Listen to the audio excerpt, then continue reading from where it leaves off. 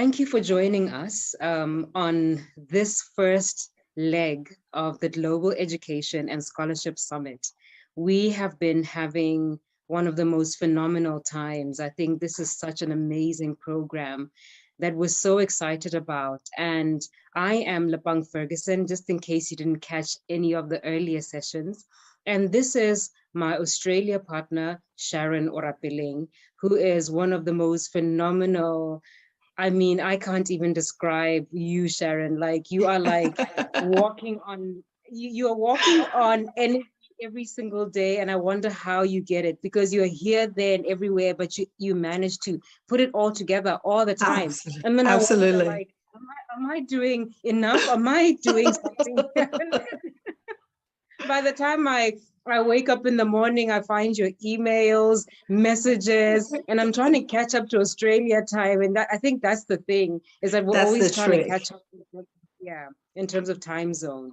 Absolutely. But, see, that is the beauty of actually doing in partnership across time zones and across countries, because although the time zones can be challenging sometimes, but it also allows a pause. So when you do have to sleep because it's nighttime your time, I'm waking up and I'm catching up catching up on the things that you've been sending through and doing. Yes. And while I start my day, so it allows that kind of different levels of energy into a project. So it's amazing. It's incredible to be here. Can you believe this is day one of this is the beginning of the summit? After all the planning and the conversations, the meetings, we're here. How does it feel?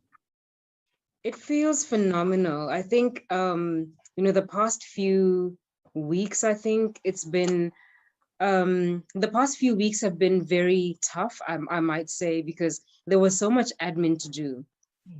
Secondly, it's a matter of learning. We're going through a learning curve because it's also a new program. So we're doing something for the first time, and then learning how to do it and how to keep up with ourselves and to manage all the, we're going to pause for a bit, and then I have to deal with that. And then I'll start again, and then I'll edit it.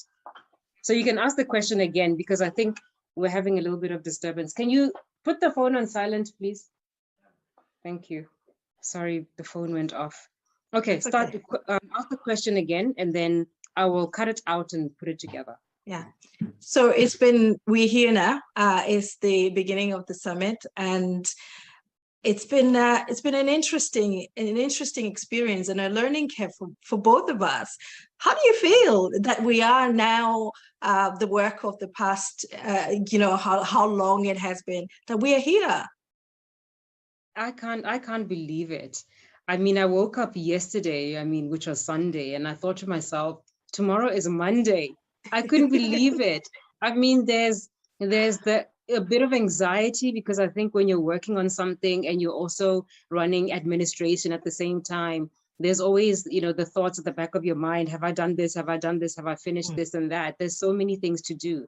But at the same time, the thankfulness and that feeling of, I made it to this date, and this is the date that we set. We met our goal. We can only now celebrate the fact that even through all the things that we had to deal with, we actually made it to today. And we are happy that we have met our goal, and we did what we said we were going to do. Absolutely. Well, I am absolutely excited. When you reached out and say, this is what I want to do, this is what I'm doing, there was just it was just I needed to be part of it. That's I just needed to be part of it. I love the fact that you and I have benefited from education.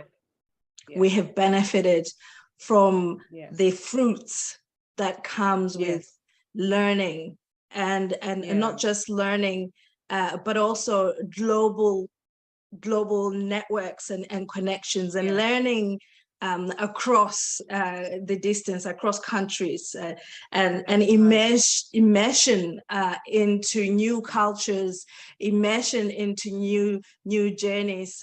Australia, for me, has been, I came into this country at 19. So I was very young. I was just still a teenager.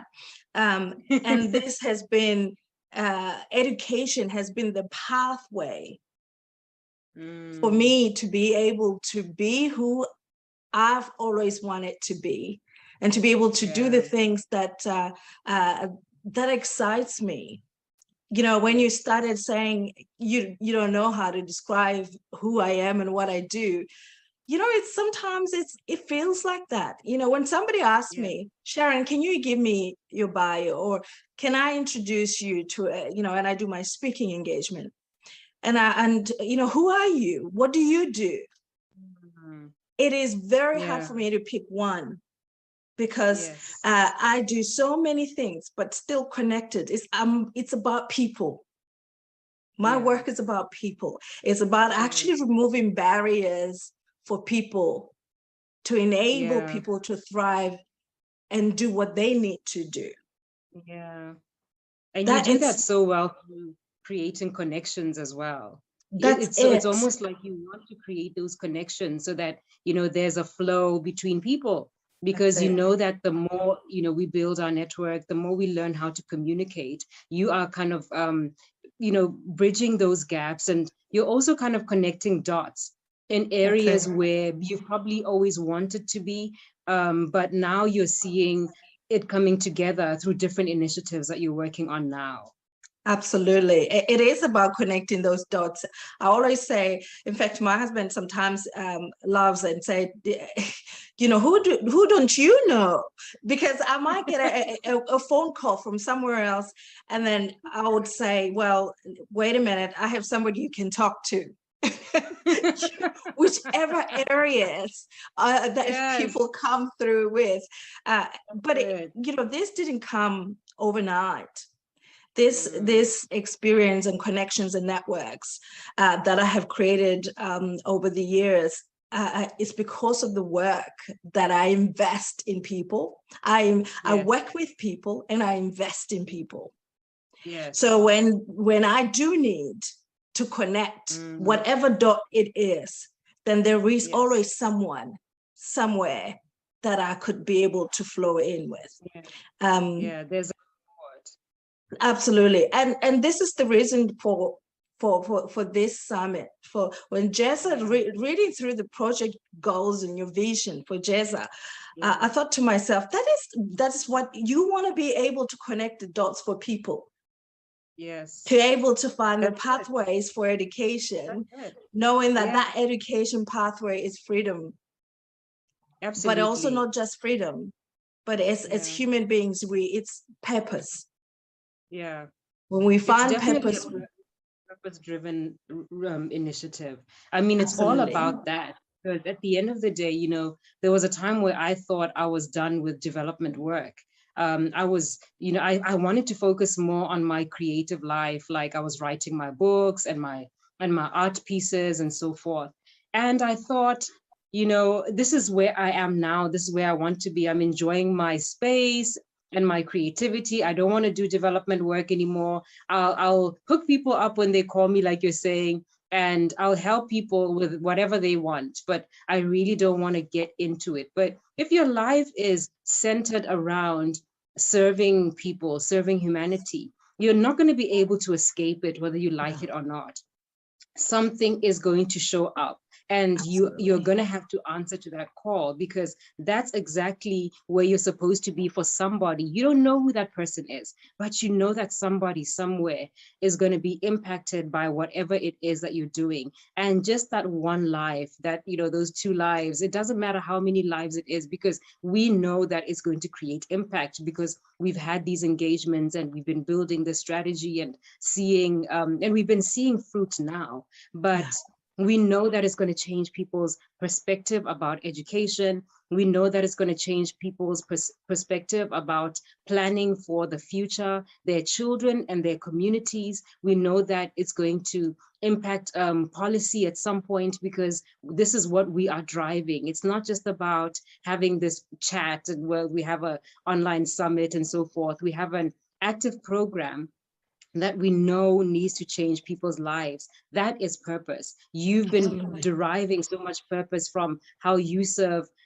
immigrant and migrant communities in Australia. You've been working with Africans in Australia. You understand the demand and the need. And this is why I reached out to you, because I know that this drives you. You're driven by the human aspect of helping Africa become what it's supposed to be, even where you are. And that is what makes, some like people often ask, say, people migrate all the time and then they just live their own lives. But half the people that I know who've migrated to different countries are working for Africa. They might be in Australia, they might be, yes, they might be in the United States, they might be in the UK, but they are driven by making change back home. And that really it ignites my passion even more, because I know who to connect with and what we can really do if we join hands.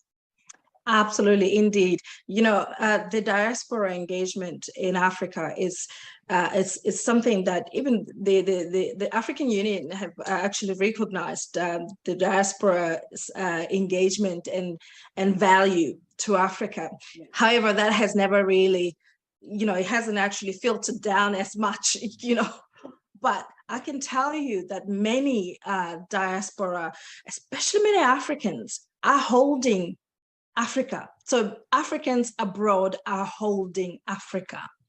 And what I mean is that every single week or fortnight, when they get the money, when they do this, they are sending it home. The transaction that happens between African countries and globally is incredible amount of money that goes in. A lot of the countries in Africa don't have that kind of social structure where, you are able to get, that if you are under the poverty line or something, you can get something from the government to keep you going for a little bit, or if you're unwell, or whatever it is that you need, that social infrastructure that can hold people through the difficult times. Many countries do not have that, are barely surviving themselves. So you find that the diaspora, that becomes the gap the diaspora fills. People, the food on the table for people, ensuring that some of the businesses there thrive because they're investing in some of the businesses back home, linking people with opportunities to come out overseas and access education or training pathways. So the diaspora is constantly working. So even though I do that work, I know that my friends and many people I know who are born from any of the African continent, any of the African countries, actually do that for their folks back home. They're connected and investing and supporting. And sometimes they do say to me, it actually keeps them awake at night. And also can be the source of the stress and the mental health, because they want to see Africa doing well. They want to see people empowered and being able to do their own businesses and do the things they need to do in order to participate equally in our global community. And when that is not happening, or the pathways are not there, it's a source of stress and a heavy burden for many of the people who are in the diaspora. So we have to link and continuously link and be strategic in that engagement with the diaspora, because that pathway is incredible and it can benefit Africa so much. It is already benefiting Africa, but I think strategically, if it's utilized in much more strategic way, we all benefit.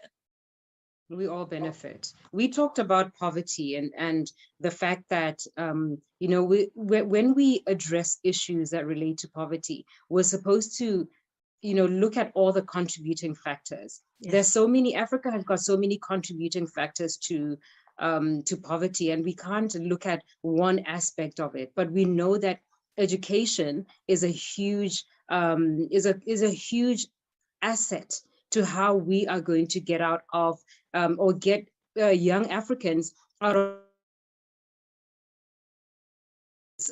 is also okay, sorry about that. Considering that most of Africa is also really living under the poverty line. And it is, and we have so many young people who are, you know, supposed to be our emerging leaders, because right now Africa is a young continent. It's a very young continent. Probably about 70% or more of Africans are below the age of 30 or 35. So it's incredible to think about. If you think about the next 10 years, you know, it's becoming younger and younger and younger and younger. Young people need to, we can't always say young people should rise up without us creating policies that drive them or that allow for that change, and for the creating the room for.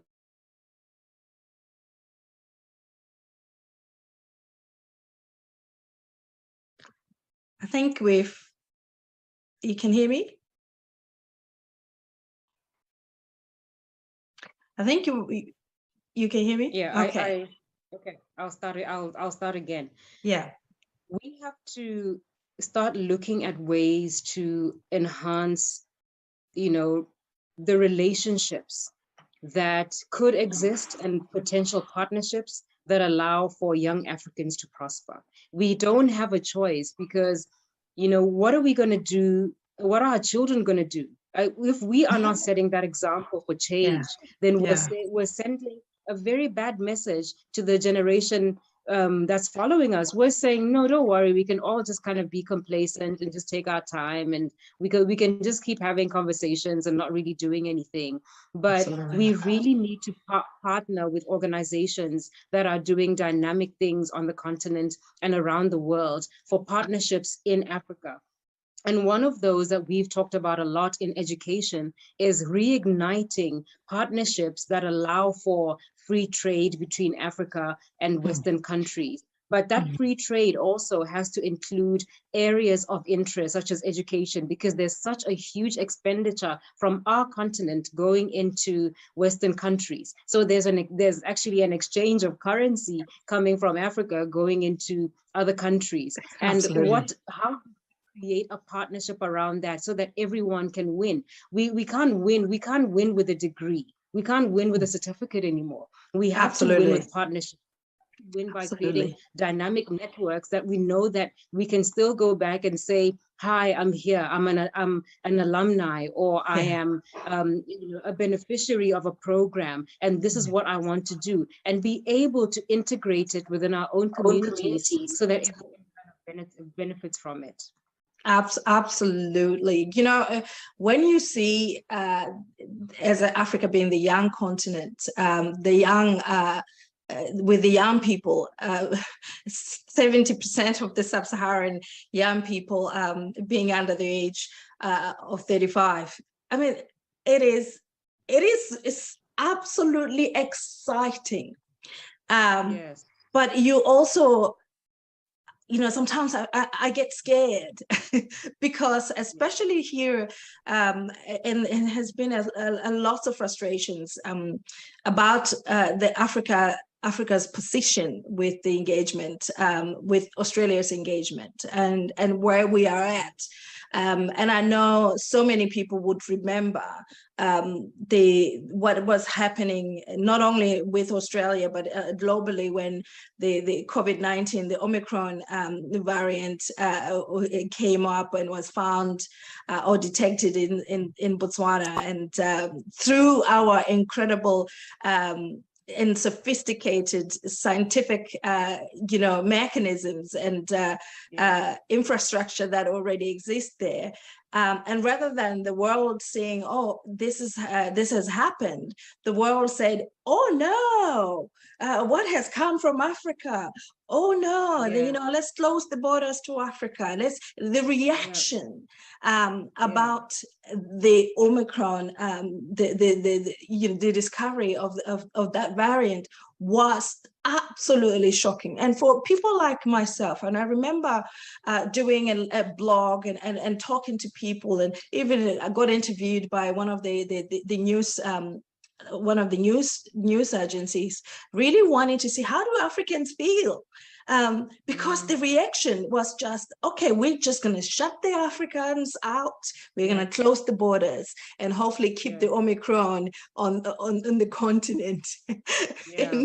And what it said, the message it said to not only us in the diaspora, but also to the young Africans over there, it said, you are easily discarded. You can easily, the world can move on without you. Yes. That's and as shocking it was, I said to myself, this is when we as Africans in diaspora need to actually create and stand up and take the ownership of what is it that we want from the world. Can we do a stock take here? Where are we? What do we want?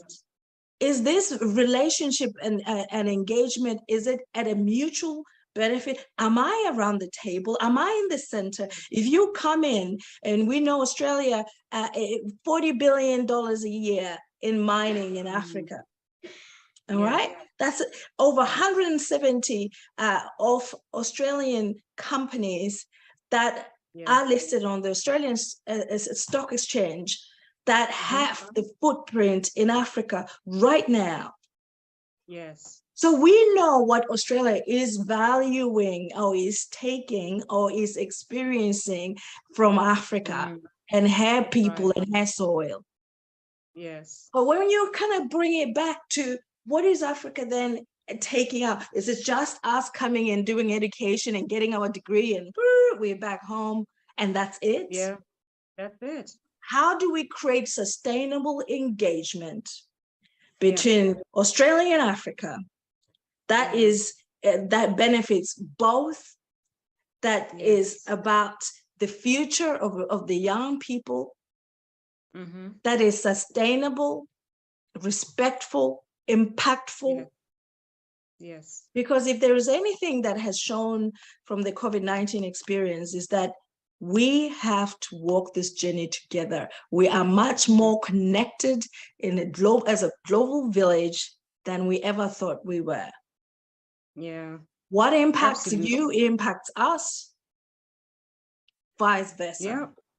Yes, exactly. No man, we've heard this all the time, no man is an island. However, we've never really kind of thought about this. And I think this is the time. I'm excited about the conversations we need to have about Africa. And for us here in Australia, even, we have a new government. We know we have a white paper, a foreign policy white paper that was done back in 2017. And we know that there has been some reviews done about, especially around around Africa. But it's, again, it is not something that is really, there are words. And there's been things that have happened that we looked at recently with the Australia Awards in Africa, or what they call African Awards, which are part of the Australia Awards program, where Africa was just not included, and when I went into to ask what's going on, it was like, it's because of the COVID-19. But don't worry, we're still doing some short courses over in Africa. We're just not bringing them here. And then I'm thinking over $200 million that is invested in that program. But Africa is in the continent of 54 countries, you couldn't find 1, 2, 3, 5 countries that can be part of a program. and open up for them, for the students to come here, while others have the opportunity. That's right. So for me, that was again, that said to me, we need to go back. There are incredible opportunities here, Lepang. I mean, I don't want to sound like things have been bad. So things have been kind of up and down, but there has been what I call the glimmer of hope, what things could look like. And I think it is time that we can revisit that and have those strategic conversations with the right people in our governments, to ensure that as we are doing the groundwork, connecting people directly with the universities and doing what we're doing, but we are also making impact around policy, so that without those frameworks, without those visions that are being created about the engagement, then we will continue to be eating crumbs. I don't want to eat crumbs. I don't know about you, but I don't want to eat crumbs. No, not at all. And I mean, I'm glad you talked about the Australia Awards because of how connected they are to skills development and training, right? They were really primarily created for that, especially that they operate mostly through TAFEs, right?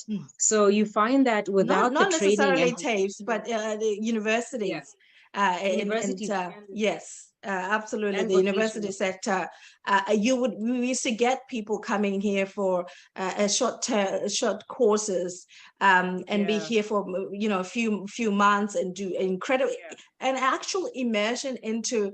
So especially, let's take example of people doing in policy, and they come in here and from different departments. As people are working in their governments, in their departments there back in Africa, they come here, they do a course, and as part of that course, they go through and meet people from different departments that are linked into the policy area that they work in, so that they can actually see how things work. They engage, they can make networks, connections. So when they go back to the country of origin, if somebody's working in mental health and they're struggling with creation of a mental health act, for example, or a mental health policy, now they have a connection directly with someone who works in a mental health policy here in Australia, who they could connect with. And talk about what are the strategies, how do you do this, how do you create this, what was your engagement process like with your stakeholders, can you show me a template of how to do so you start actually empowering each other across borders as a result of a program such as the Australia Awards, and many have benefited from that. And I would love to see that program at its full capacity for the African cohort. I mean, when you talk about short courses, and I think one of the reasons why I mentioned TAFE, it's because, vocational training is so important for the future of our continent, because it gives us direct skills to be able to to create what we are working with in GESSA as workforce integration. It's something that is so important for us to know that young people can get trained and work at the same time while they're doing their short courses or long courses or whatever it is, but they're getting trained to be able to integrate back into society with something that is directly in partnership with areas of interest in other countries.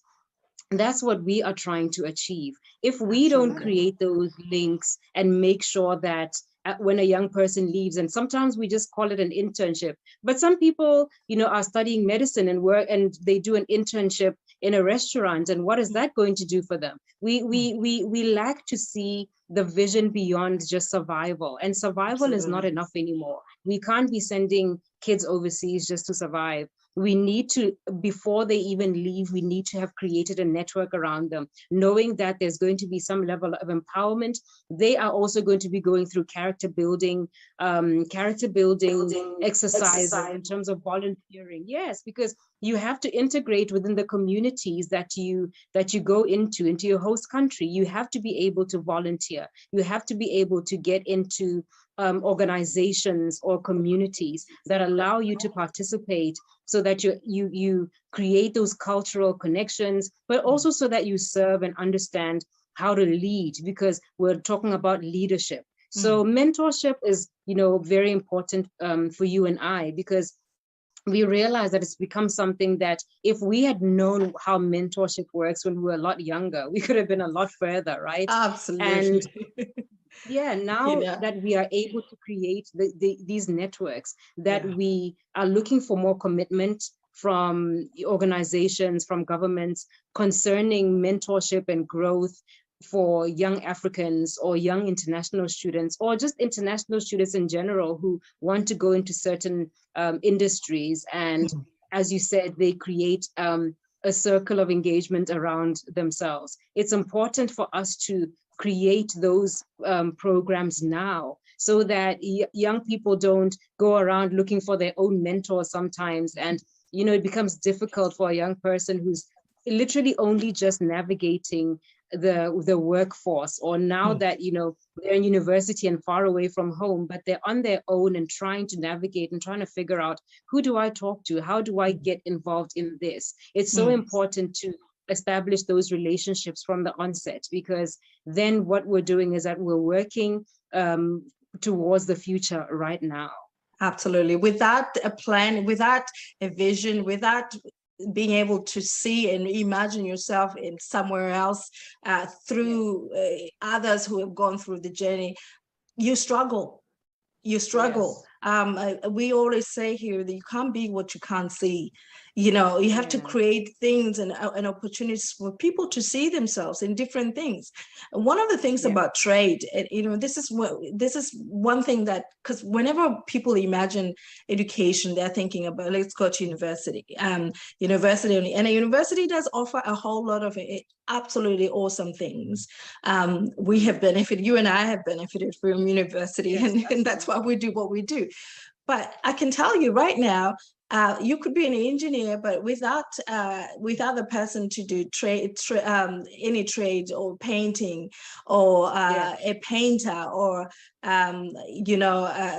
somebody who can help you put things together. I don't know the words for people who do the buildings, but you know what I mean. If you don't have somebody who is able to do the painting for the house, somebody do the bricklaying, somebody who's going to do the design of how the finish is going to look in your home as it's being built. So all of those kind of things that are so critical to getting the whole vision of a home being built, with an architecture, an engineer, a building manager, all of these skills. Without the person to put the brick, you're not going to have a home. You know what I mean? So it is. This is trades and trades courses are what actually builds communities. Are what builds our global economy. And we really need to have people expanding their thinking when they think, especially for us as African people from African backgrounds, because you find that often when we think about future, we want kids to just be doctors and nurses or lawyers, and there are other, we're so restrictive in terms of what people can do. And it's really time to open that up and saying, how do we build Africa? What do we need to build Africa of the future? And those young people who are so many of them right now, this is the opportunity to reimagine what Africa of the future that they want to live in. What does that look like?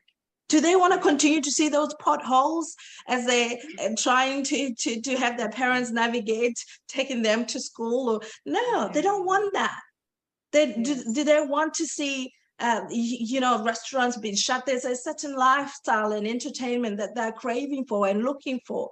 But what does that Yes. look like? What type of business skills do you need to be able to do that type of business? You know, the mobile economy. What can you do from your mobile, creating apps and doing things that can help humanity? There's so much you can do. There's You so much know, you can do. there's so much you can do, but we have to expose our young people to such possibilities, because unless they can see it, they can't imagine it. Yeah. One thing that we've talked about is just the fact that, you know, it's not all that bad most of the time. It's just the implementation of policy, that the policies do exist, they're there on paper, but why don't you give them to us so that we can implement them? Why don't you share them? You should be able to share them and allow implementers to actually go and run with it. And Yes. if we're in an environment and this interconnected kind of society where we are able to create programs like GESSA, but also look at the, you know, emphasize on the fact that they need to be implemented, because there's so many things for Africa that exist that have been given to organizations, but they are just on paper. You can't sign an agreement and wait 5 years to try and implement it. You need to address, you know, organizations, whether they're NGOs or whether they're for-profit companies, whatever it is, find a way to make sure those policies are implemented. But with this week, there's going to be so much information. So many amazing speakers are speaking on industry. They're speaking on education, on their institutions, on, you know, service offerings of governments and institutions and so forth.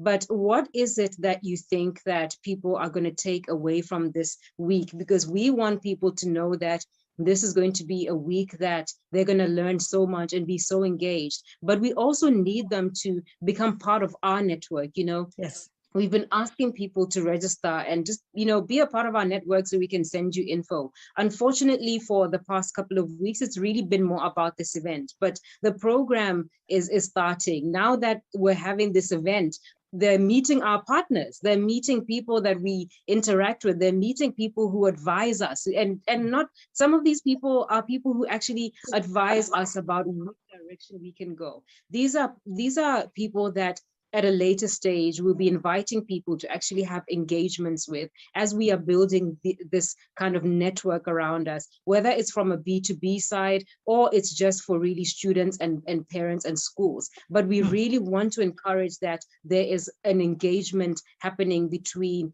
our partners and the public who are part of our network. It's not just about watching this event. It's about being a part of this, about engaging with us, engaging with our community, so that you get the best out of everything. A lot of people have been asking me about scholarships. And I always say, you know, scholarships are not just kind of fruit hanging from a tree. They're not low-hanging fruit that you just go and pick. You have to work for it. You have to apply yourself to it. And this is one of the reasons why it was so important for us to have this, this summit, because we're going to talk about all the issues that surround scholarships, and especially the demand for scholarships in Africa when it comes to human safety policies. For instance, there's been a lot of human trafficking because, you know, people have thought they're going to school and then they register with some agent who kidnaps them, and that's it. People, we don't talk enough about these things. We need to become more conscious of, you know, the transparency that needs to go into certain areers, especially when it comes to recruitment and scholarship, anything related to recruitment and scholarships. Anything related to people. I mean, the transparency. You know, when you talk about human trafficking, I remember supporting somebody was asking a question about, it was in the agriculture industry. And I happen to know somebody who has a company in the agriculture industry, who's a good friend of mine. And they work in the beef industry.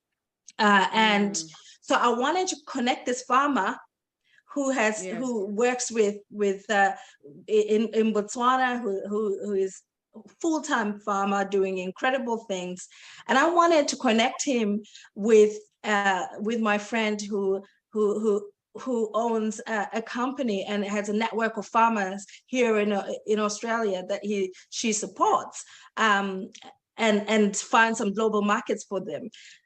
And this person was like, do you want to traffic me? Like there was no trust. They were like, how do you genuinely connect someone? How could you connect me with someone? Like, what is the benefit for you? I was like, the benefit is that you are able to be connected and you go and do your life. Just live your life and do what you need to do. That's it. I'm not getting anything out of it. But I think this is the thing, where people have created the business model where it's about a transactional model rather than a human to human understanding and lending a hand, a helping hand, where we are in an equal opportunity and an equal platform. So that people are able to grab that. We haven't, these type of models of engagement, people are not so sure about it, you know, because it's like, what are you benefiting from connecting me with this person? What's your benefit? And I'm like, my benefit is seeing you doing what you have to do. So, but how do people do that? You know, Africans don't help each other. Most people don't believe it. They don't believe it. They don't believe absolutely that we help each other. Yes, they don't believe that you can do that for work, which is what you do full time. And this is what I did full time for a long time as well. People don't believe it. They don't believe that they don't believe that somebody can genuinely just say, look, I've had this challenge, I want to help you with it, or here's an opportunity, why don't you take it? Or just to call you and say, I want to talk to somebody and I want to talk to them about this, and you're just willing to just give somebody, a number and say, okay, email this person and talk to them. People don't believe that. They don't believe that. This is what is almost unbelievable about GESSA as well, because we are connecting you to this network, because you are going to be going through the processes of applications and the processes of trying to get information about a whole lot of stuff. It's not as easy as it looks, where you're just like getting a prospectus and applying for university, because there's so many dynamics to it. You need to know so much more before you even make those applications, understand the processes of each university, understand what it is that they have to offer in the long term. So it's not just about, I'm getting a prospectus for my child and swiping, and then they go off to school. It is the world does not look like that. And no, it doesn't. We want to encourage people to take it so seriously and understand that there is so much happening in the world, in the education sector, when it comes to financing, when it comes to scholarships, even when it comes to admissions. So we're trying to make this relatable. If you can relate to the information, then it's going to make it easier for you to grasp. But if you're just reading it online and you're thinking, okay, I'm reading this, should I just apply? You're going to apply to 10 universities and figure out that, oh my gosh, I've spent $500 on just applications, and then, not even still know where you're supposed to be. So get that information first, figure it out, listen to engaging conversations like this. And these conversations happen everywhere. But what we're trying to do is pull together the people that are having those current engaging conversations and put them on this platform so that it makes sense to a network to be able to relate to how to do things, and how to do things in a more transparent, effective and efficient manner, that we all work together as a network. You get information within the network, you interact with others who are maybe benefiting from the program right now. So let's just make it work. And it's building the bridge. It's building that bridge. We're going to build it, and we're going to build it one layer at a time. But it's going to be at a time. The great part is that we're meeting each other. It's not just us working from GESSA side. We're starting to see the fruits with us, because we went through that engagement process with the stakeholders and the partners.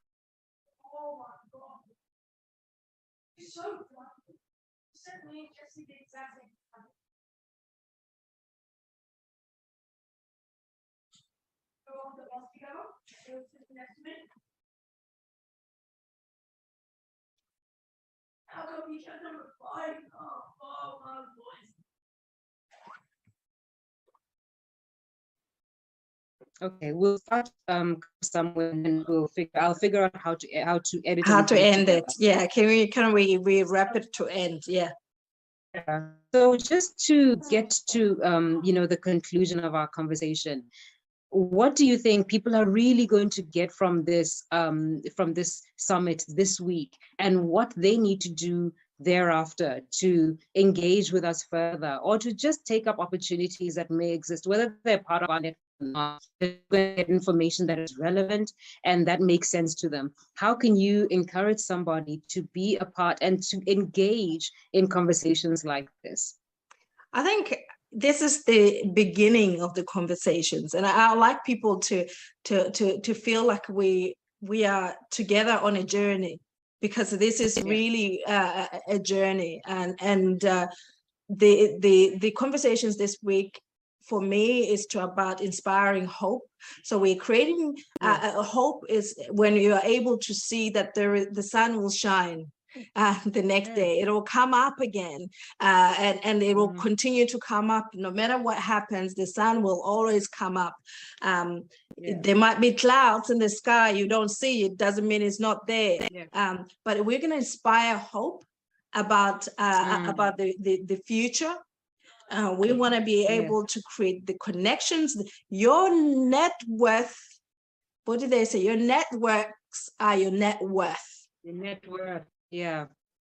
So your networks are your net worth. If you're able to come with us on a journey, and you're able to put the names on the faces, you're able to know, you're not going to go into a website and just go through contact us and there's no name, you don't know what's going on there. But you have ability to use a trusted platform, be in a network of people who are building connections and pathways for you, for the future of all of us. We all benefit from this, not just you. When Africa thrives and the young people in Africa thrives, it's my nephews, it's my nieces, it's my kids, or it's my son.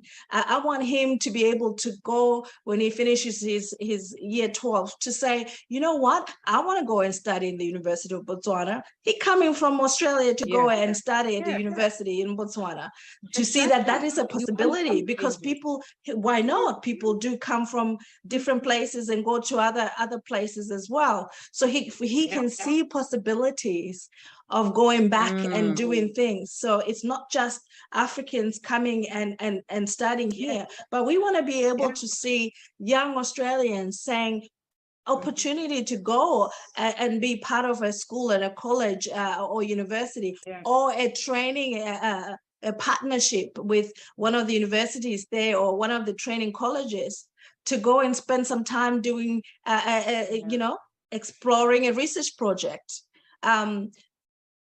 So this, oh no, you're going again.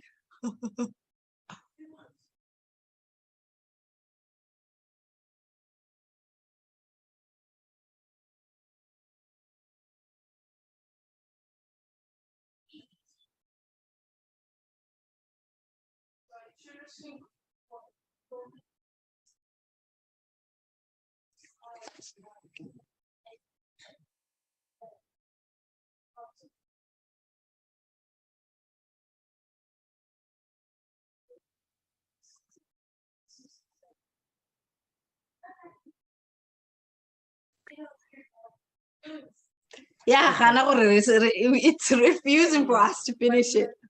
To finish, no, after this, I'll sit down with your videos and mine and then kind of connect. Yes. So Sharon, this is going to be an amazing week. I'm so excited. I'm excited about the possibilities, and not just the possibilities, we're seeing things starting to happen, because we've had, we do this a lot. We get on these calls with other people, talking about our program, and we always see what happens when that engagement, or when we are aligned, when, we reach out to people because sometimes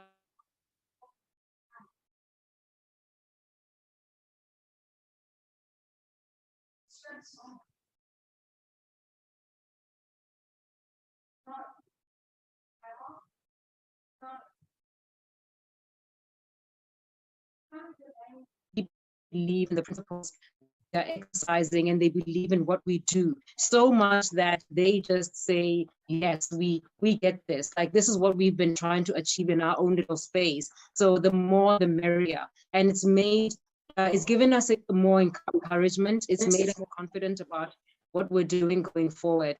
And I look forward to getting to the end of the week and having listened to everybody. Then we just, wrap up and just get to that point where we have a conclusion about why this summit happened. Yeah.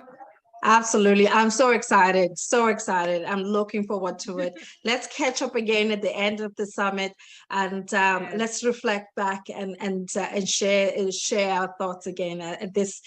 Yeah, it's been really good to think back and think about where this journey has been taking, where it's taking us, and where it started. It's exciting. Yeah, it is. Thank you. Thank you for what you do. Thank you for what you give. It's an awesome honor to be partnering with you from here in Australia. Thank you so much.